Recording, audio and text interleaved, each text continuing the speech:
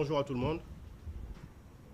Que l'on se retrouve bien dans cette salle qui a été le lieu de notre dernière rencontre. Vous avez suivi après les développements qu'il y a eu. On se retrouve aujourd'hui, comme vient de le dire notre collègue honorable député Mme Diallo Bathily. Nous nous prononçons déjà sur la situation que nous connaissons tous. Le rappel profitant aux citoyens, il est bon qu'on le fasse, c'est un peu revenir sur la situation que nous avons avec l'exercice des libertés. Vous avez tous l'information comme quoi aujourd'hui, il y a au Sénégal 1062 détenus politiques. Il y a eu, il y a quelques jours, 300 grévistes de la faim. Aujourd'hui, nous en avons une bonne cinquantaine. Et dans ce lot, beaucoup ont été en réanimation et sont aujourd'hui dans une situation sanitaire critique. Pour certains d'entre eux, vous avez bien reçu l'information qu'il leur a été refusé pendant un moment les soins sous le prétexte qu'ils étaient en grève de la faim. Et le constat global, c'est qu'on parle bien de la situation des grévistes de la faim, mais on ne l'a pas encore abordé sous le lien holistique pour savoir quelle en est la cause et quelles peuvent en être les conséquences. On pose la question sous le simple prisme pour nous faire voir que, aujourd'hui, le gouvernement du Sénégal pousse les détenus politiques à exercer la seule méthode de résistance qui leur est offerte. Parce que vous savez tous qu'en prison, on ne peut pas organiser de marche. En prison, on ne peut pas organiser de manifestations. On ne peut pas organiser de sitting. On ne peut pas y faire de conférences de presse comme nous sommes en train de le faire aujourd'hui. On ne peut pas y organiser de pétitions. Voilà un ensemble de personnes, pour la majorité, qu'on a pris parce qu'elles ont marché, parce qu'elles ont exprimé une simple colère, parce qu'elles ont mis une opinion sur le Facebook, parce qu'elles ont donné un avis contradictoire. Ces personnes-là, tous sont qualifiées de terroristes, de personnes qui ont menacé la sécurité publique, de personnes qui ont porté atteinte à l'intégrité morale, politique, d'autorité politique.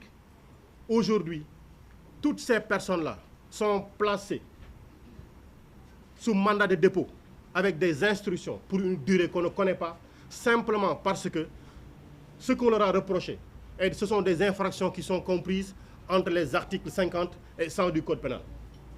Le procureur donc a la force absolue de pouvoir les garder en prison éternellement sans les entendre. Donc, toutes ces personnes-là qui sont en prison, voilà la situation à laquelle elles sont contraintes. Et parfois même, leurs familles ne peuvent pas avoir accès à elles pour ne serait-ce que les regarder. Et je vous informe que s'il y a 1062 détenus, les détenus sont en prison. Mais sachez qu'il y a 1062 familles qui sont en prison. Parce que la première chose que fait une famille quand elle a un détenu, c'est de réorganiser sa vie autour de la prison. Il est peut-être facile d'organiser sa vie quand on habite à Liberté 6, de l'organiser autour du camp pénal. Il est peut-être facile d'organiser sa vie à Rebeuss quand on est à la prison de Rebeuss. Il est peut-être facile d'organiser sa vie autour de Sébi Ponti quand on est dans la prison de Sébikotane. Mais des familles qui viennent de loin, qui ont des détenus à Sébikotane, des familles qui viennent de loin pour voir les détenus au niveau de la prison de Rebeuss, voilà la situation à laquelle les familles sont contraintes. Et ça doit nous poser question. Et aujourd'hui, même le droit de visite est difficilement exerçable pour la bonne et simple raison qu'il y a tellement de familles qui sont restées très longtemps sans voir leur père, leur enfant, leur oncle, leur tante, etc., ou leur sœur. Donc, et à côté de ci, il y a le cas, on peut le citer, de Ngagne Demba Touré, le célèbre jeune, 24 ans, exilé politique. Mais derrière le cas de Ngagne Demba Touré, il faut voir qu'il y a une quarantaine de jeunes, d'après nos informations recherchées, et qui ont décidé de se faire la malle, de disparaître tranquillement. 40 jeunes. C'est des familles encore qui vivent autour de ces situations-là.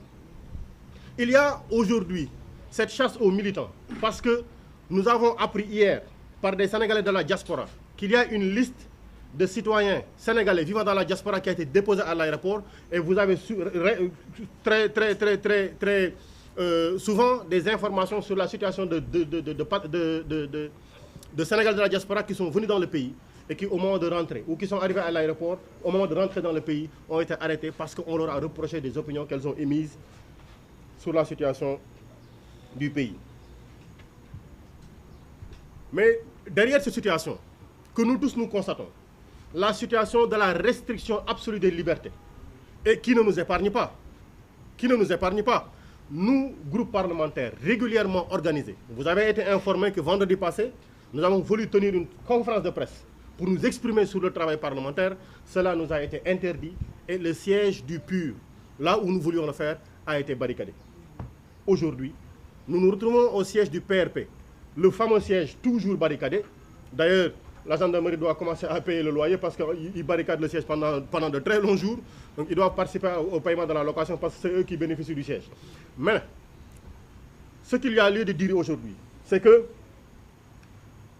la résistance démocratique, parce qu'aujourd'hui dans ce pays, on interdit absolument de parler de résistance, de combat, de lutte.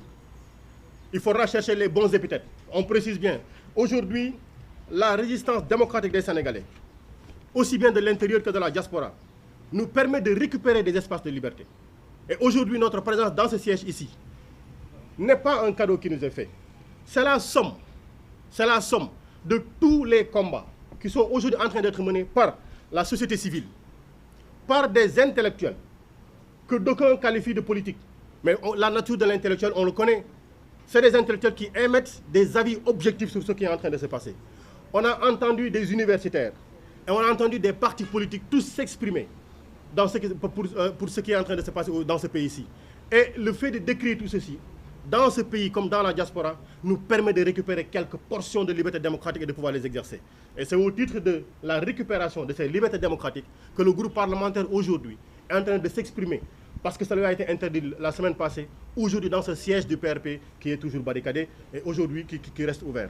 Donc, ce que nous disons, il ne faut jamais cesser d'essayer d'exercer les libertés démocratiques. Il faut écrire, il faut demander des autorisations de marche, il faut informer la société internationale, il faut informer la communauté internationale, il faut continuer ces activités-là pour nous permettre de pouvoir encore et encore récupérer toutes ces portions de liberté démocratique qui nous ont été confisquées. Et pour conclure sur ce point, il y a le point essentiel. Vous le savez tous, tout ce qui est en train d'être organisé aujourd'hui au Sénégal est en train d'être organisé autour de la prochaine élection présidentielle. L'occasion de dire que Ousmane Sonko restera et est le candidat unique du parti PASTEF. On va dire l'ex-parti PASTEF, je dis bien Ousmane Sonko reste et restera le candidat unique du parti PASTEF et de la coalition qui s'organisera autour de ceci. Mais il est important que l'on sache que pour y aller, nous avons besoin de poser la question de l'accès, d'un accès transparent et uniforme au fichier électoral. Nous avons besoin que la question de la transparence du vote, avec la désignation d'une autorité impartiale, soit définitivement réglée. Parce qu'aujourd'hui, nous allons le dire, le ministre de l'Intérieur ne peut pas, de manière impartiale, être celui qui organise la prochaine élection présidentielle. Voilà pourquoi nous disons qu'il nous faut une autorité impartiale pour nous permettre d'avoir des élections transparentes dans ce pays-ci. Et cela nous permet d'embrayer sur le deuxième point présenté par notre sœur, honorable député Ndiallo Bathily, c'est la question de la situation des Sénégalais. Nous avons été hier à Fass Boye pour présenter les condoléances. Le constat absolu que nous n'avons pas manqué de présenter sur place, c'est que des jeunes ont pris la mer pour aller chercher un meilleur vivre, pour abandonner un pays, le pays sinon le plus riche de la planète, avec toutes les ressources. Aujourd'hui, vous regardez ce qui se passe en Arabie Saoudite, c'est simplement parce qu'ils ont du pétrole. Alors tout ce que nous avons comme ressources, avec tout ce que nous avons comme ressources, des milliers de jeunes reprennent la mer. Il faut se poser des questions. Et la question simple, ou plutôt la conclusion simple qu'il faudrait en tirer, c'est que quand les ressources sont exploitées ici, de manière juste et dont les bénéfices sont également répartis pour tout le peuple, nous avons une jeunesse qui comprend que ce pays-ci est une terre de trésors. Mais quand les ressources sortent du pays, sans qu'on leur ait la possibilité de poser des avis sur l'égale distribution des bénéfices pour ces ressources-là, il faut comprendre que les jeunes ne font que suivre leurs ressources. Et on pourrait en donner des exemples, mais sachez-le, ce qui s'est passé à Fass Boye est une question de responsabilité de l'État. Et nous demandons sur ça la libération de tous les jeunes qui ont été arrêtés parce que ces jeunes-là ont voulu demander à l'État de sortir et de s'exprimer sur la situation des jeunes disparus. Et demander à la suite de ceci la libération de la totalité des détenus politiques au Sénégal. Et quand je parle de détenus politiques, le plus célèbre, le plus connu aujourd'hui, est bien le président Ousmane Sonko. À côté de cette situation, il y a la situation de l'exercice des libertés. Il y a la situation de la cherté du coût de la vie. Guy Marius Sagna a eu une formule bien indiquée de sortir avec 2 oignons. Je lui avais demandé d'en ramener, peut-être qu'il a oublié ou qu'il n'y a plus d'oignons chez lui. On n'a pas pu ramener des oignons, hein. Mais la vie coûte cher. L'électricité coûte cher.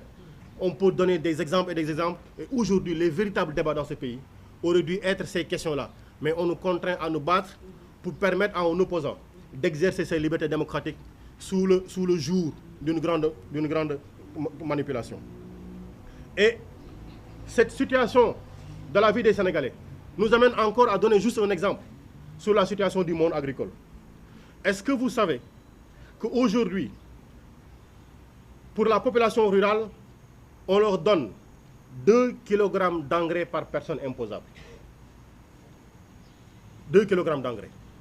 Ça veut dire quoi? Ça veut dire que pour qu'une famille puisse avoir 50 kg d'engrais, il faut que la famille soit composée de 25 personnes imposables.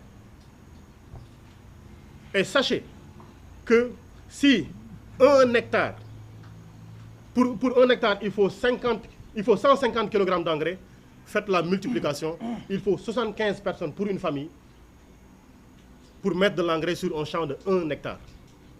Alors qu'on nous déclare bien que le budget pour la campagne agricole pour cette année-ci est de 100 milliards.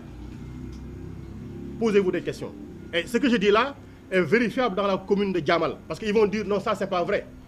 Ils vont nous amener des gens qui vont nous dire, mais voilà, qui vont nous apporter la contradiction. Allez-y à Djamal, dans la commune de Djamal, dans le département de Birkelane, vous vérifierez ces informations-ci. Et au titre de ces mêmes situations, on aurait pu prendre la situation des licences de pêche, des licences de pêche. La situation des ressources minérales, minières. On aurait pu en prendre encore des exemples. C'est simplement pour dire que ce que nous avons aujourd'hui doit nous poser d'amples questions. On n'a plus le droit d'exercer nos libertés démocratiques. On n'a plus le droit d'exprimer nos contradictions.